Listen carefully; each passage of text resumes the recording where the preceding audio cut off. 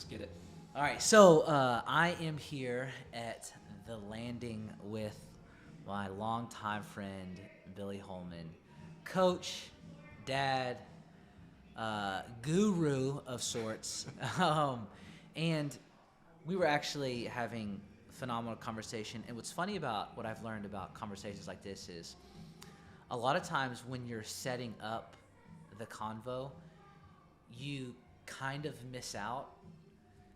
Like, I wish I could have started recording right when we walked in, just because every time I'm around Billy, it feels like it's just inspiring. It's some of the most encouraging pieces of content, and here's why.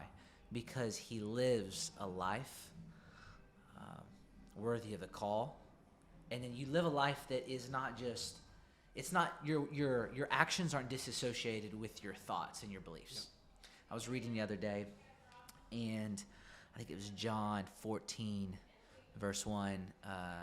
Jesus is like, hey, don't let your heart be troubled. Believe in the Father, believe also in me. And the reason I love that is because he specifically lets us know that what we believe determines the condition of our heart.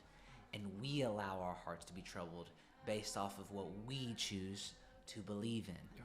So when your beliefs and your actions line up, something special legitimately happens. Okay, so what everybody needs to know this about, and I'm just going down memory lane just real quick about Billy, is Billy loves vinyls. Billy has one of the best vinyl collections you'll ever find. And you're maybe one of my longest standing friends. Yeah, very long. Yeah, so to cut in, so we're talking about kind of the intersection of action and belief and not being all talk. And I remember, I think, not to hype you up. Hey, these Fit A's are amazing, though. I've never had this before in my life. Our whole staff crushes those. There was a point in my life specifically where I feel like this happens to me every 5 years, but I was really nailing down what was I going to become? And I think my opinion is you can choose a lot of that. You can make decisions and actions and habits that put you somewhere in the long term. And that's something I've understood since I was a kid. But I remember very specifically, I went to a youth camp with Trev, and every single morning at 6 a.m. Lovely day. Play on his Bill Withers, I think, sings Bill that. Withers, Lovely Day. It's the best way to wake up. So legit, this is crazy. I still, every time my wife and I take a road trip, we leave early with our son.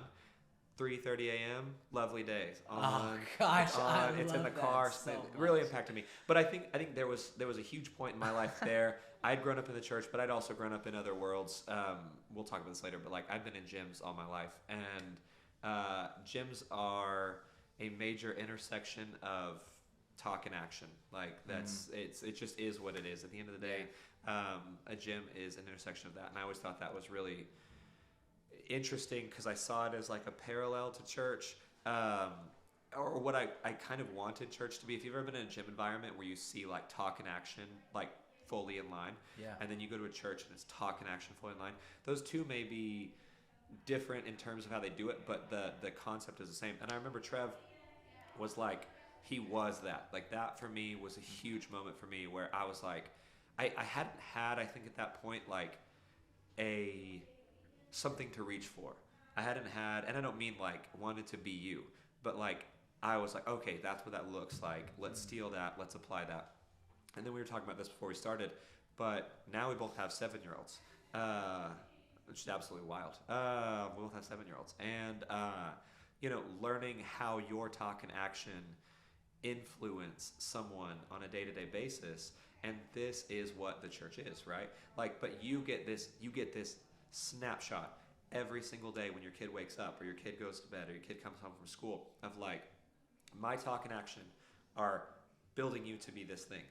And if they're not going the way they want to go, I have to go to God and do that. So kind of cutting in there. But yeah, probably the longest yeah, probably one of the longest friends I have, which is crazy. When you reached out about this a few months ago, I was like, this is absolutely bonkers to me. I called my wife right away, and I was like, man, I think I'm gonna do a podcast with Trev, and so it's sick. Oh my gosh. So like, what's wild, and what I think is the most encouraging thing for us to even just like dive into is the gap. Yeah. Okay. Wife, kid, Yeah. you're leading, helping people. This is a sick gym. It is very We sick. walked Yeah. around. It's very sick. This Yeah. is an unbelievable gym. And Yeah. you're talking about philosophy. Yeah. You're talking about touring gyms around the country, trying to make this one a premier one. Yeah. You're pursuing excellence. This is a long way away Yeah. from the apartment, the basement very- yeah. apartment you lived in. Yeah. Very long. In college, Yeah, where very we long. first met. Like, Yeah. that's forever away. What was that? What that place called? We're in Maplehurst. What was it called? Was it Maplehurst? Maplehurst. Yeah, Maplehurst. Yeah, Maplehurst. Yeah. It's amazing. So you were at the basement of someone's house in Maplehurst, and I like that's 13 years gap. Yeah, about 13 years. About 13, 14 years since Yeah. you've lived there, It's crazy. and dude, to see you go from that Yeah. to where we are today, Yeah. inspiring, helps me know that God is real and He's alive and He's active in your life. Yeah. Like He is like supernaturally Yeah. active in your life. Yeah. It's one of those things. I was here yesterday. I get to the gym right around like 3:30 most mornings, just to like every morning, that Saturday, Sunday included, just to have some honestly, I read, time of prayer, time to train, time to get things done, but also time to get myself right. And I think one of the things that it has been very supernatural in a lot of ways. I'm like thinking about it now, and it's wild to think about. But at the same time, it's interesting because it's brought about like incredible humility. There's been like, honestly, like more work. I have no voice right now because I was here for like 14 hours yesterday, screaming, working on stuff, having a good time, like hanging out with people, working on stuff. It was super exciting. And you typically work Like 14 hours a day. all day long, baby. You're here at like 3. All day. So I get up at 3. I do a little like 20-minute walk here. No car. Get here. No, I sold my car. I got a little bike back here. Hang out. I was like, I can be physically active. I'm fine. But it's been really interesting because the harder I work, like I work and work and work and work and work, and our staff works and works and works and works and works, and our ownership works and works and works and works and works, and things happen that are so out of our control in a positive sense. We can't make these things happen on our own. Even this building was like, we had no options and people came to us. Like we had worked super hard and we were like, we're not going to get this building, got the building. But I think a lot of it is like, there's a song lyric and the guy says, I thought my way to greatness, I can claim this, but God gave me the brain. And it's like, at the end of the day, like it is the intersection of action and talk is God. It is God. Like, it is God aligned. Like, my mouth does not open if He does not want it to. My feet do not move if He does not want it to. Like, there is no fruit on the vine apart from God. And this is something that I've been very, very aware of the last 2 years, is going back to, we talk about action, but there's also talk and negative action, right?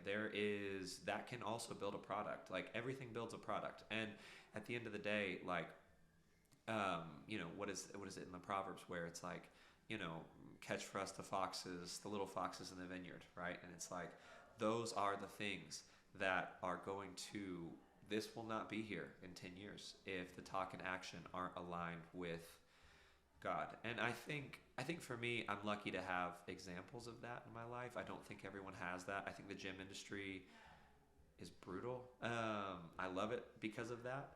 It's a wild world, and it is not God-centric. It is very me-centric. But I think at the end of the day, like, I had this realization, like, man, my wife and I were like, no money. We had a brand new kid. We had to make it work. And it was like this whole thing of like, everything I did didn't matter. but God still like brought fruit. Like if I worked really hard or I didn't work hard, God brought fruit. And a lot of that was just realizing, like, in humility, like, I can't, this isn't me. Does that make sense? Like, I didn't do this.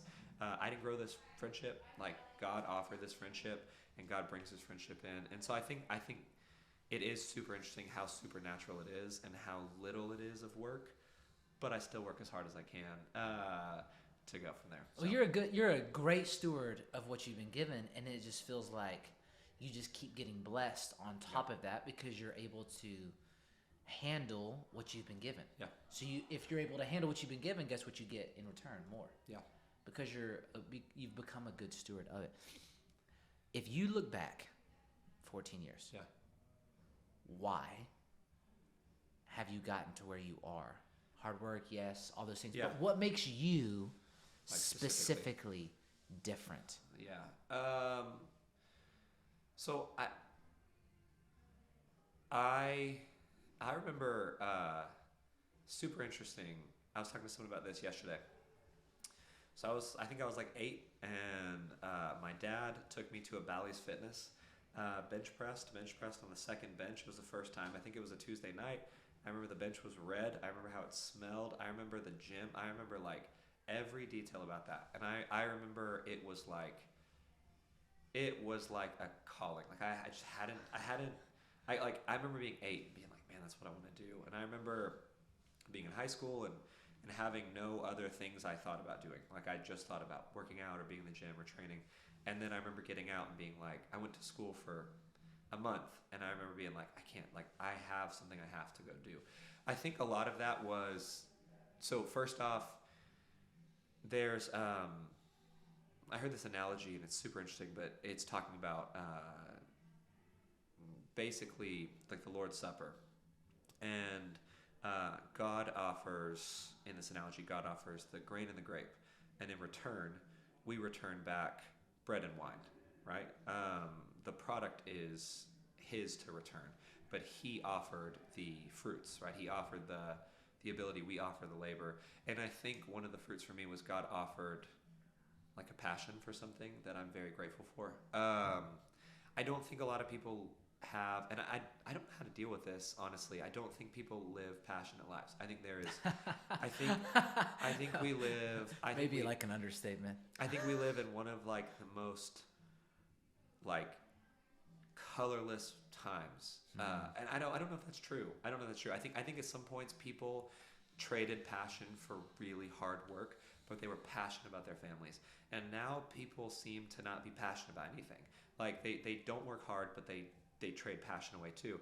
And I understand if you can work hard and trade passion, but for me, I couldn't trade either of those. Like I had to work hard, and I had to work hard on my passion.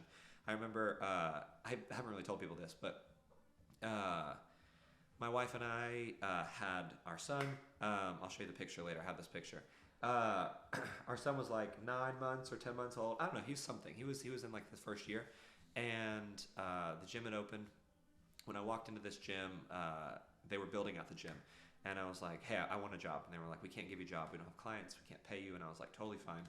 Just give me a job. We'll figure it out." And they were like, No, we can't pay you. And I was like, "Just give me a second interview."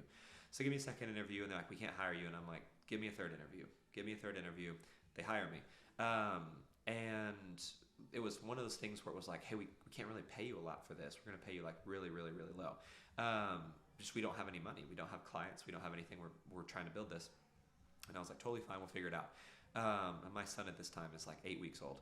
And I remember fast forward, we're in the first year. I was just talking to one of the owners about this. I made like sub $7,000 in that first year with a brand new kid, and my wife took on a brand new job that she wasn't going to get paid for. So we really both stepped out pretty hard. And I remember at one point, like we were selling like gifts we had been given for things just to get like diapers for our son and like, you know what I mean, take care of our son. And I remember this one specific moment, and I'm tying back to your question, I promise. Go on Facebook Marketplace, and I put up this like, it was like a coffee maker or something like that. And it was pretty bougie. It was nice. We got it as a gift. And my son didn't have diapers, and I was like, man, we gotta do this. And we had to get some formula. We had to do things like that. So I put this up on Facebook Marketplace. We have like I think we literally had $6 at the time, and someone's like, yeah, I want to buy it out in like Nyota, so if you know where that is, like an hour out, and towards Chattanooga, and I'm like, all right, cool. If we can get in the car and we can get to Nyota, and that person pays us $100, we'll have enough to get gas, and we'll be able to go get diapers. It'd be great. And drive all the way out there. They don't show up, and I'm like, man, we got $6. So I like did the math, and I was like, I chose to be in this profession. I chose to honestly follow God in this. I chose honestly to put my family in this too. So we're gonna have fun at the same time. So I remember putting like, I think it was $3 into the tank to get back to Knoxville, and took the final $3 we had for like 2 days and put it into, I went to an ice cream shop and got my son his first ice cream cone, and he threw it all over his face, and I remember just like crying. I remember crying at Brewster's, just being like, this is one of the best moments of my life. And like, God called me to have great moments, and God called me to go out on this. And it's kind of wild to look at what we have now, from going to like, I got $3 for gas, I got $3 for my son's first ice cream cone. I think the reason we're here is because we stepped out really hard. I think there was like sharp action. There was action that was like, it was gonna cut. It wasn't gonna like, I think that's something that people forget about action, is talk is one thing, but action cuts. Like action cuts, or it builds, or it stacks, or it pressures, or it does something, but it creates something. And I remember in that moment, it was creating like sharp teeth for me. You know what I mean? Where I was like, all right, like regardless of what's going to happen. And then obviously COVID comes around, and COVID's not a good time for gyms. And we ended up doing great during that, which was good. But we had sharp teeth at that point. Like, you know what I mean? It was like, I had sold the stuff. I had done all the things I had to do, and it was super uncomfortable. And I'm sure you've had a lot of those things too, where it's like my action is meeting the expectation of someone who's living passionately.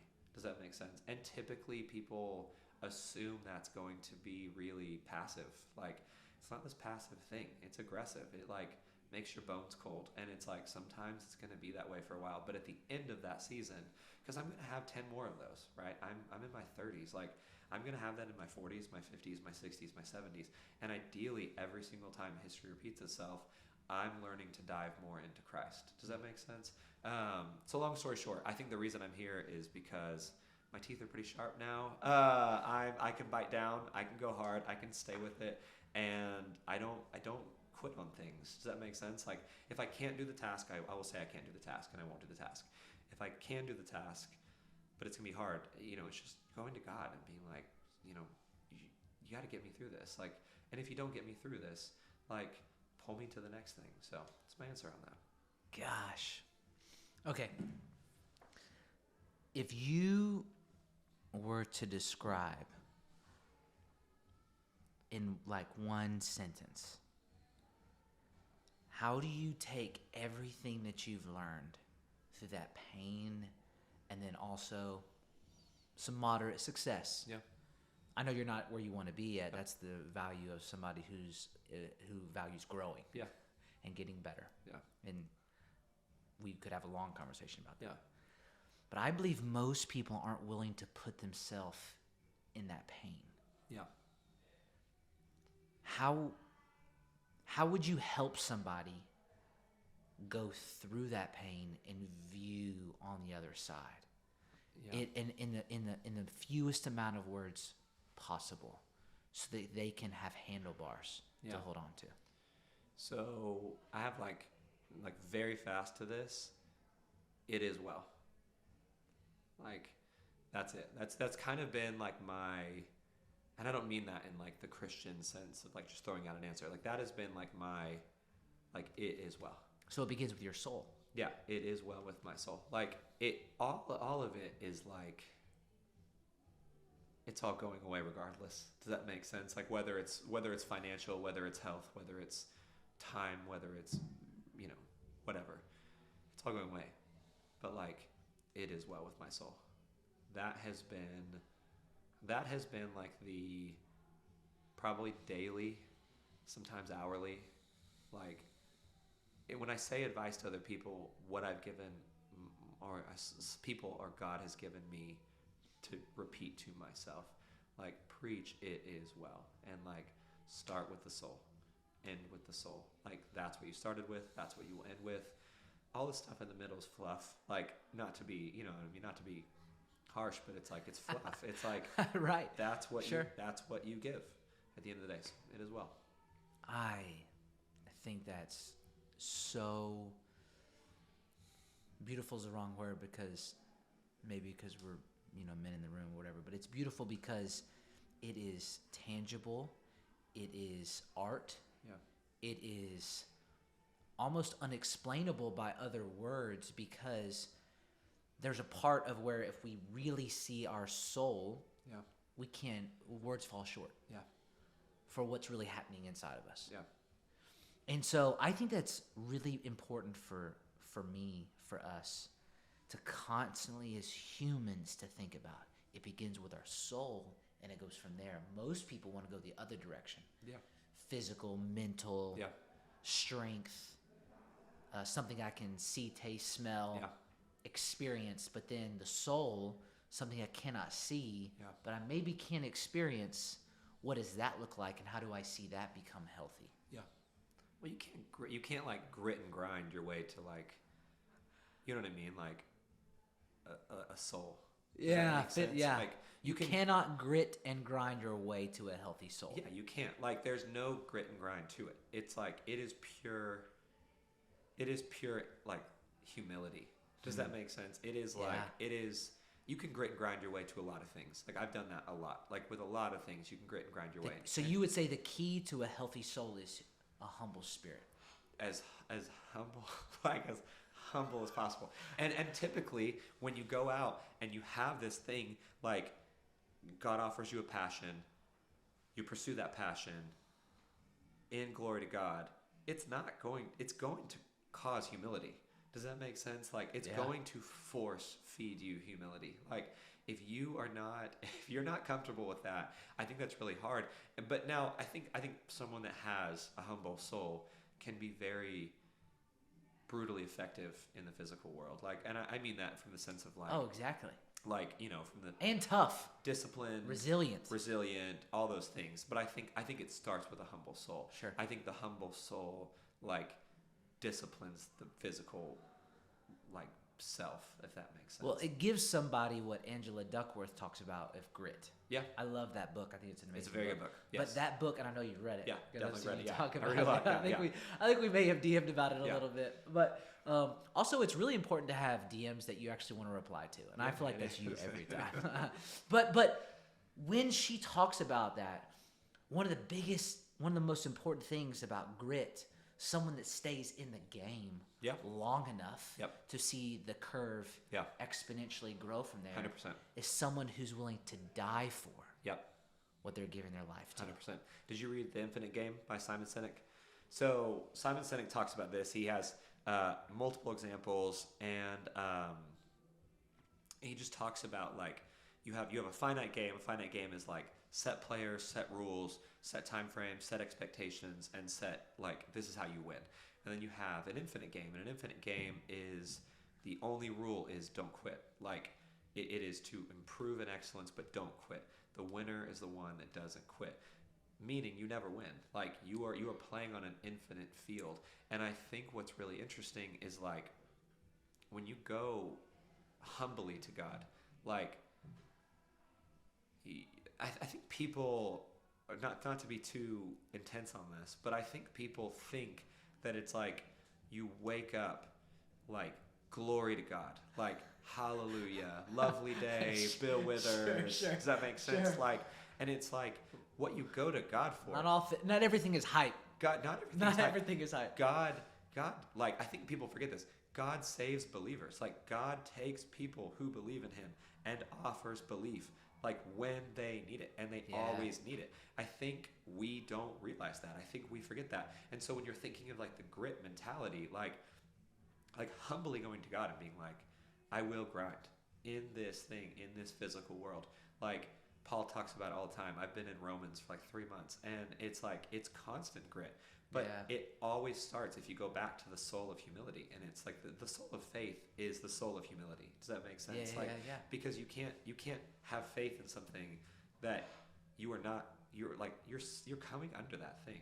And I think going back to the intersection of actions and talk, it's like you look in scripture and we see men, women, we see churches, we see cities, we see just so much that came under in humility when they were at the top. Yeah. Like they were the best of the best and they came under in humility. You see this with Paul, you see this with all these people. I think it's always been something interesting for me. I remember going back to the Bill Withers thing, Lovely Day. I remember hearing that like in the mornings and being like, this guy is like fighting for joy. Like he is not assuming it. He is not going to allow it. Like it was never going to just be like an assumed joy. It was, and I think people probably like meet people like you. You're very special, very unique, very talented. But I think people see you and they're like, oh, he's just all joy. And Sure. it's like, Sure. my man might be working for that joy. Does that make sense? He might be coming Yeah. in humility. It takes some effort to get. Hey, yeah. fruit. Fruit. Takes effort to produce. And that's the thing is like they're Come on. seeing this fruit that was a product of probably like sleepless nights and humility and taking action and stepping out like you're stepping out right now. Does that make sense? Like Sure. these are a lot of things. You're in a different city doing this with me right now. These are efforts though, but they happen in humility. Yeah. Does that make sense? Yeah. And so, yeah. No, that's so good. Can I tell you something funny? Hit me. I've started. It's been really interesting. I've started doing some like one-on-one coaching. Yeah. With like people that don't follow Jesus. Yeah, for sure. So that's been an interesting Yeah. mental thing. Yeah, super unique. Yes, whether it's an athlete or it's a business owner or it's somebody that's trying to do this. And so, and that's kind of newer for me because usually it's in the Christian world that I'm usually in or helping somebody come to know Jesus or whatever. And I'm spending time with this guy and I believe that he will come to know who Jesus is, and that's great. And I'm excited for that. I'm praying for him. And what's interesting is we were texting and he was asking me some questions out of frustration. Yeah. And because he was needing some help thinking or working through some stuff. So we meet in person, we have good convo, and then we're texting after that conversation. And I literally text him, if you don't quit, you win. Yeah. He texts back, I don't believe that. Yeah. And I thought to myself, oh, he's playing a finite game. Very finite. Yeah. So an infinite outcome of success will not help him in his finite game, finite mindset. Yep. So I'm talking to somebody, I'm telling them victory, I'm encouraging them with victory that is infinite, but he needs encouragement that is finite. Yep. And I had to apologize. Yeah. I think every good coach has to find an apology somewhere sometime. Yeah, for sure. So I had to apologize and I say, oh, I'm sorry. That's totally my fault. Yeah. That is for a different type of game. Yeah. That is for an infinite game. Yeah. We're talking finitely. Yeah. And then we start talking about the difference of those things, and he's starting to step into wanting to have a finite game conversation. Yeah, 100%. But it's going to take him some time to get there because he does finitely need to stack some wins. Yeah. And so I believe he's making this huge, like you said, soul transition right now into a maybe damaged or hurt soul to a healthy one. You're playing on a completely different plane at that point. Like once someone makes that jump, it's wild. Like I'm in a gym.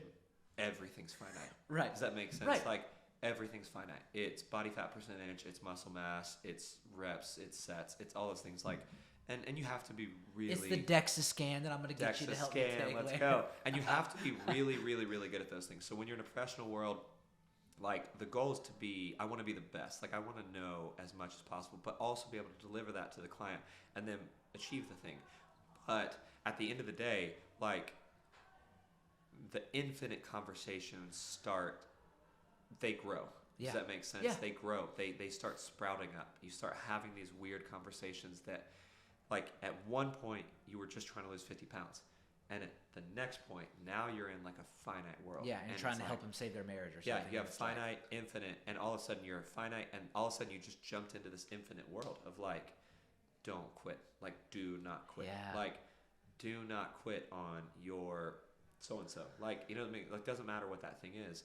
But like, all that stuff leads to, and I think this is something too, like, it's hard to translate in a church because a lot of times you're talking about like working one-on-one with people who are Christians to now working with people who are non-Christians. Your whole skill set has to adjust for the game. Does that make sense? Like, it has to adjust. Cool. But the idea is to take them from one game to the other long term if you don't quit. Yeah. Does that make sense? Right. Like, I'm not quitting on you. Like, you play an infinite game on their finite level. They're like, why does this guy quit? Does that make sense? Like, how does he have? Where does he find the source? Yeah.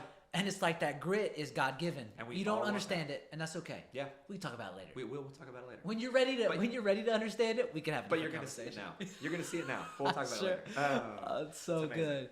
Hey, okay. So you and I, yeah, we could talk all day. All day. I would love. So what's to talk about one more thing before we kind of like bring it together. Yeah. As what's gotten you here. Yeah. Is not what's going to take you there. Yeah, for sure. Meaning, what's gotten you to up to this point is great. You understand it.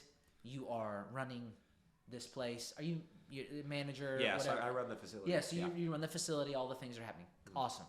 You're a beast. Love it. But what's going to take you to the next? Yeah. Is not what's going to be what got you here. Yeah. But what you understand now, you can build off of. Yes. What do you think is the one thing? Yeah. That you are going to have to develop, add, take away? What's the one thing holding you back from there? Man.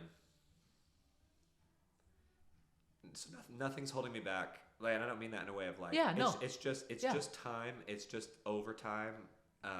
Keep playing.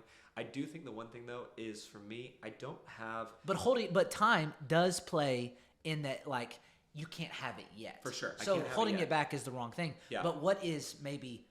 How do I? Why get don't? there? Yeah. How do you get there? Okay. So, all right. Let's talk about what there is first. Please. I don't care so much where I end up as long as everyone around me ends up better than they ever imagined. Like, they have to. They have to get. Everyone has to go places. Like, everyone here has families, kids, like, lives, like, in a profession where people make like $15,000 a year. Like, yeah, there's a financial aspect. I need everyone stacked. Like, I need them healthy. I need them good. I need them ready to go for life. But I also need to, like, there to me is opening doors that don't currently exist for people who don't know there's a possibility. Like, I know there's a possibility. Like, I have a vision of it. Like, I've seen it. I know it. Like, I can taste it. But it's like, this sounds weird. It doesn't matter if I taste it and see it and feel it and like live off of it if no one else eats off of it. Does that make sense? Like, I don't want to build a table for myself. Like, I have no interest. It's like sitting down at a banquet for you.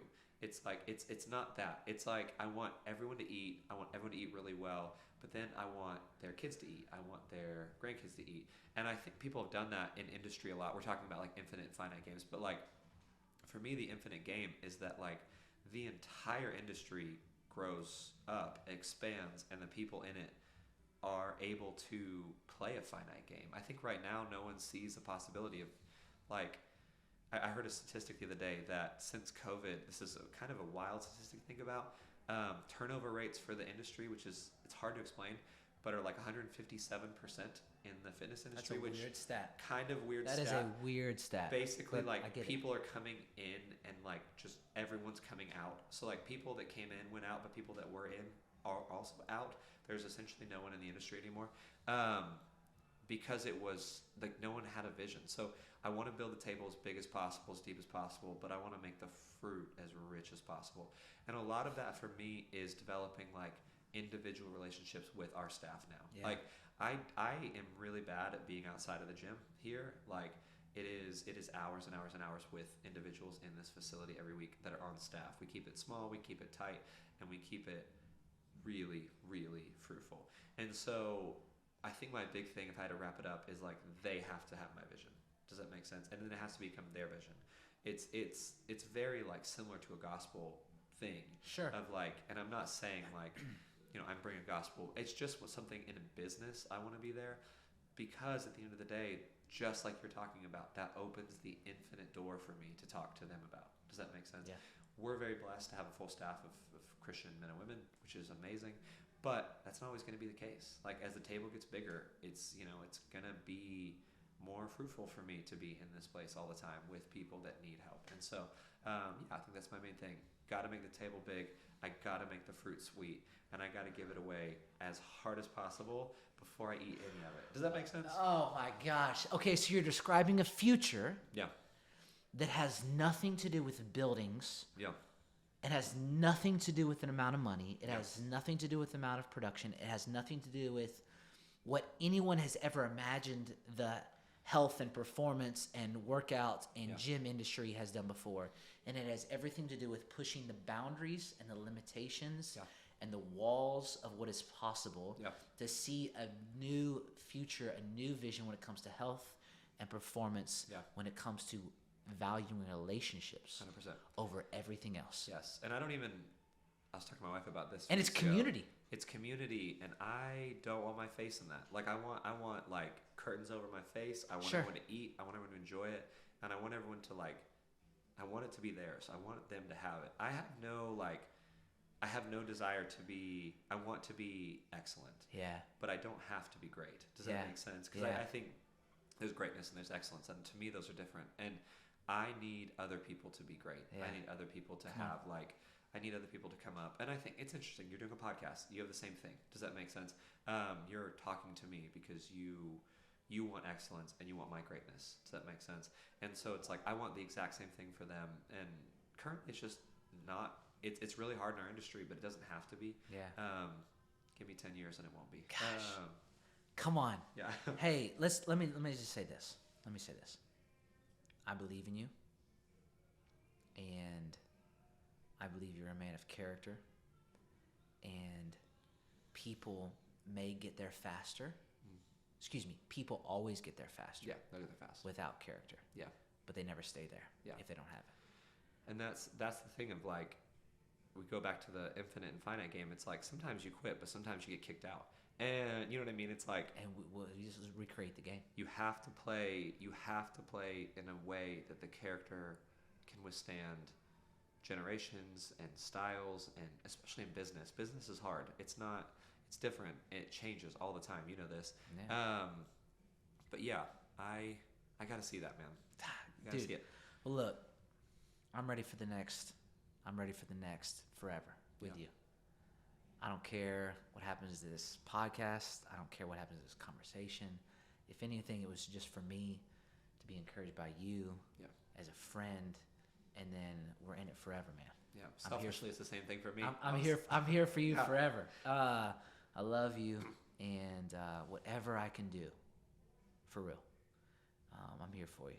I love you too, man. And I am celebrating all that God is doing in and through your life. I'm excited to see what's next. And I freaking love the confidence. Yeah. Just give me another 10, baby. There's a lot. Just give me another 10. There's a lot of confidence. Hey, look, there's a lot of confidence when it is well. You know what I'm saying? Yeah. It is well. Yeah. So if anyone wants to connect with you really quick, how do they do that? So Instagram, I think it's at Coach Billy Holman. I should know more than I do because I post on there like 3 times a day. But that, and then honestly, just reaching out. We're at Landing Health and Performance in South Knoxville. We're here right now, which in is the crazy. Middle. Yeah, it's wild. If you're hearing Michael Jackson playing around us, because it is. It's always all the time. Honestly, the easiest way I always tell people is just get here between 3:30 in the morning and 8 p.m. and I'll be here hanging out. But yeah, Instagram's probably the easiest way. It is a sick gym. It is a sick gym. And we don't have enough time to talk about this, but next time I want to talk about your just philosophy of what you've done to create this kind of space. Yeah. Because we're going to have more conversations like this, but how you thought through, you and the team thought through how to create this, so unique. The philosophy is genuine, and the journey that you're trying to take people on is highly, highly specified for each individual, which is also super rare. Yeah. So anyways, love you, bro. Love you too. And this is the Full Vantage Podcast. And you guys, I need your vantage point, and it's super valuable in my life. Love you, bro. Later. Nailed it. Bars. Dude, you're very good at podcasting. Oh, thank you. So you know how people do these things and they just like forget how to have a normal conversation?